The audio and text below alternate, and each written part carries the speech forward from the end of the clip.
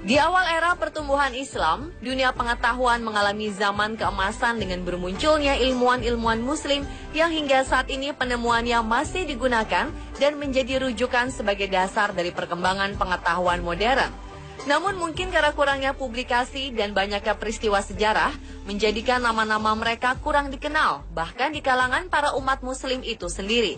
Selama ini, sejarah perkembangan sains dan ilmu pengetahuan yang diajarkan di sekolah formal pada umumnya didominasi oleh nama-nama para penemu dan ilmuwan barat. Padahal faktanya, orang-orang Islamlah yang pertama kali menemukan dan mengembangkan beragam pengetahuan tersebut. Sejarah barat telah mengubur sejarah tentang mereka, sehingga hanya sedikit ilmuwan muslim yang masuk ke dalam tinta sejarah penemuan di dunia. Dan berikut, On The Spot telah merangkumnya ke dalam 7 ilmuwan muslim di dunia.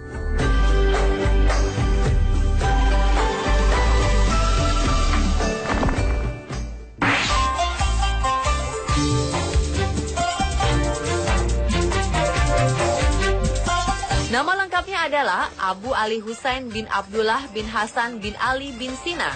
Ibnu Sina, atau lebih dikenal dengan nama Latin Avicenna, adalah sosok intelektual muslim yang sangat jenius, nyaris tidak ada tandingannya hingga sekarang. Terbukti saat masih berusia 10 tahun, ia telah hafal Al-Quran sebanyak 30 juz. Dan pada umur 18 tahun, ia telah menguasai semua ilmu pengetahuan yang ada pada saat itu, baik sains maupun sosial.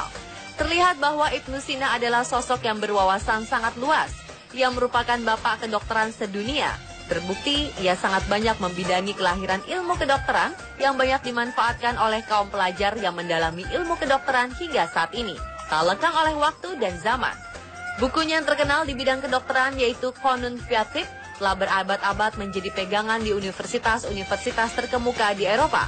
Selain itu, beliau juga menulis buku dalam jumlah kurang lebih sekitar 500 buah buku dalam bidang keilmuan, di antaranya matematika, astronomi, fisika, mineralogi, ekonomi, dan politik.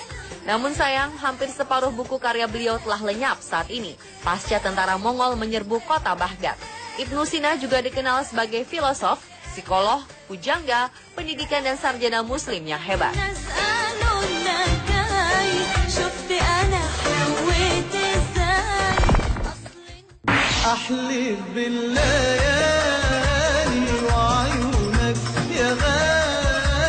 Abu Nasar Muhammad bin Muhammad Ibnu Turkan Ibnu Uzlak Al-Farabi atau di Eropa lebih dikenal dengan nama Al-Farabius, ialah seorang ilmuwan muslim berkebangsaan Turki yang memiliki hubungan darah dengan bangsa Persia. Semasa kecil, ia dikenal rajin belajar dan memiliki otak yang cerdas. Ia belajar agama, bahasa Arab, bahasa Turki, dan bahasa Persia di kota kelahirannya Farab. Setelah dewasa, Al-Farabi pindah ke Baghdad dan tinggal di sana sekitar 20 tahun lamanya. Di sana ia memperdalam filsafat, logika matematika, etika, ilmu politik, dan sebagainya. Dari Baghdad, Al-Farabi pindah ke Haran, Iran. Di sana ia belajar filsafat Yunani pada beberapa orang ahli. Tak lama kemudian ia pun meninggalkan Haran dan kembali lagi ke Baghdad. Selama di Baghdad, ia menghabiskan waktunya untuk mengajar dan menulis. Al-Farabi mengarang buku tentang logika, fisika ilmu jiwa, metafisika, kimia, ilmu politik, bahkan tentang musik. Walau kebanyakan karyanya yang ditulis dalam bahasa Arab telah hilang dalam peredaran dan diperkirakan hanya tersisa sekitar 30 buah, karya beliau yang paling fenomenal dalam ilmu fisika adalah mengenai fenomena gelombang bunyi yang dipergunakan dalam not nada musik yang dimulai dengan nada dasar pada frekuensi 400 Hz hingga kenaikan dalam frekuensi tertentu yang dapat menghasilkan bunyi not pada secara bertingkat. Semua hasil karya beliau telah terdokumentasi dalam bukunya yang berjudul Kitab Al-Musika.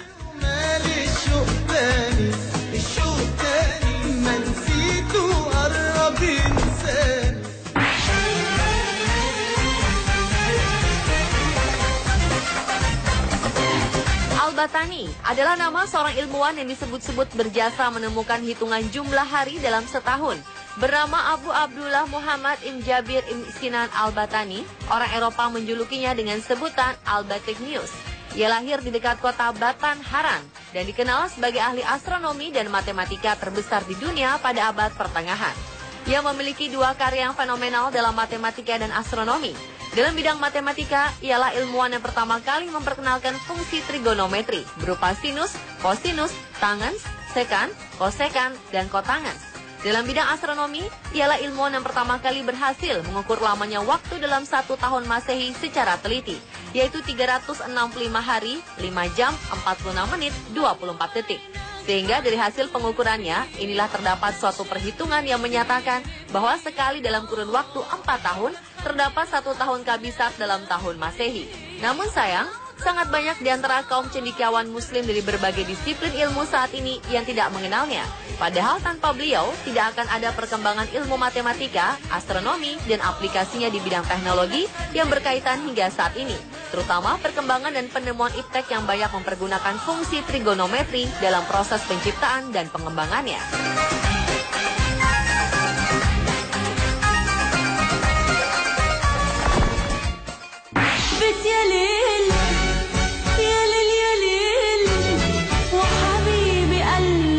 Ibnu Hayyan atau di Eropa dikenal dengan nama Geber adalah seorang ahli filosof dan logika yang bekerja di bidang fisika dan kedokteran. Namun selain itu, ia juga memiliki keahlian yang luar biasa di bidang kimia. Ia sangat mahir dalam perkara prosedur pemisahan zat kimia seperti kristalisasi, destilasi, kalsinasi, ekstraksi, dan sebagainya.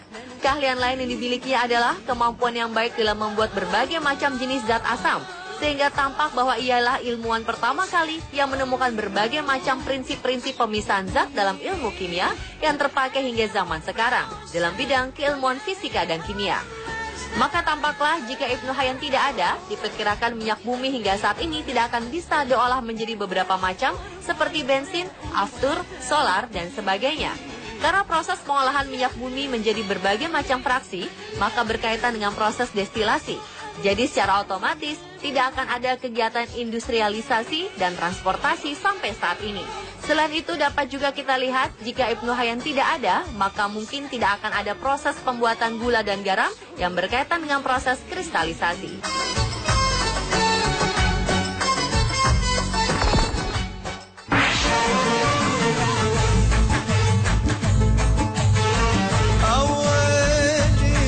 Al-Khawarizmi atau di Eropa dikenal dengan nama algoritm. Ia sangat terkenal dalam ilmu hitungan atau aritmatika atau ilmu deret yang merupakan bagian dari ilmu matematika. Ia memiliki sebuah buku yang sangat terkenal yaitu Al-Jabar wal Muqabalah yang terkenal di Eropa.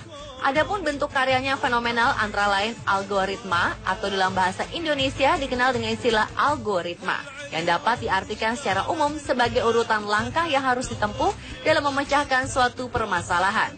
Algoritma merupakan jantung ilmu informatika komputer, maka tanpa kehadirannya dalam percaturan dunia sains, bahwa mungkin tidak akan ada teknologi komputer di zaman modern ini. Dalam bidang keilmuan geografi dan perbintangan atau astronomi, ia juga memiliki karya fenomenal. Hal ini dibuktikan dengan adanya karyanya dalam bidang tabel astronomis.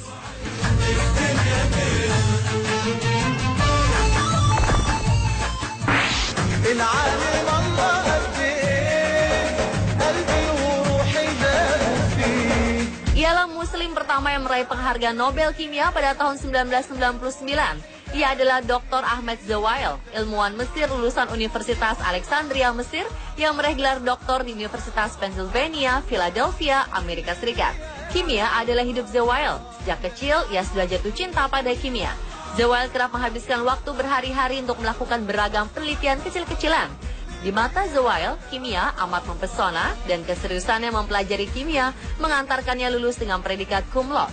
Kecemerlangannya Zewail berlanjut. Ia memperoleh beasiswa untuk menempuh program doktoral di Universitas Pennsylvania. Meski awalnya mengalami kendala bahasa, hanya dalam waktu 8 bulan, ia telah menyelesaikan disertasinya yang membahas tentang interaksi molekul dengan cahaya. Setelah sempat bekerja sebagai peneliti di Universitas Berkeley, California, Zewail akhirnya memutuskan menjadi dosen di California Institute of Technology. Di sini ia meneliti keadaan transisi pada reaksi kimia, yakni waktu yang harus dilalui atom atau molekul saat bereaksi. Keadaan transisi pada reaksi kimia ini terjadi dalam rentang waktu femtodetik atau sekitar 10 pangkat minus 15 detik atau 10 hingga 15 detik. Sebagai gambaran, 1 femtodetik setara dengan 1 detik dibagi 32 juta tahun. Penelitian Zewail pun melahirkan cabang baru dalam kimia yang disebut femtokimia, ilmu yang mempelajari reaksi kimia pada skala waktu luar biasa pendek, yang kurang dari sekedipan mata.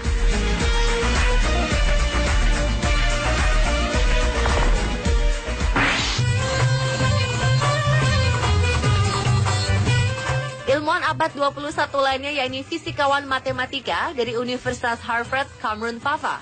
Pria asal Teheran, Iran ini dianggap memberikan terobosan penting atas studi fisika matematis lewat teori string dan objek astrofisika black hole. Teori string menyediakan kerangka menyatukan segala sesuatu yang kita ketahui tentang alam, termasuk semua partikel dan kekuatan di dalamnya. Lewat teori ini, ia ingin menggambarkan fenomena fisik yang melibatkan skala 1025 lebih kecil dari atom. Sementara kosmologi seluruh alam semesta kita melibatkan skala 1037 lebih besar dari atom. Tak heran jika teori string disebut-sebut persimpangan dari berbagai disiplin, termasuk matematika, partikel fenomologi, dan astrofisika.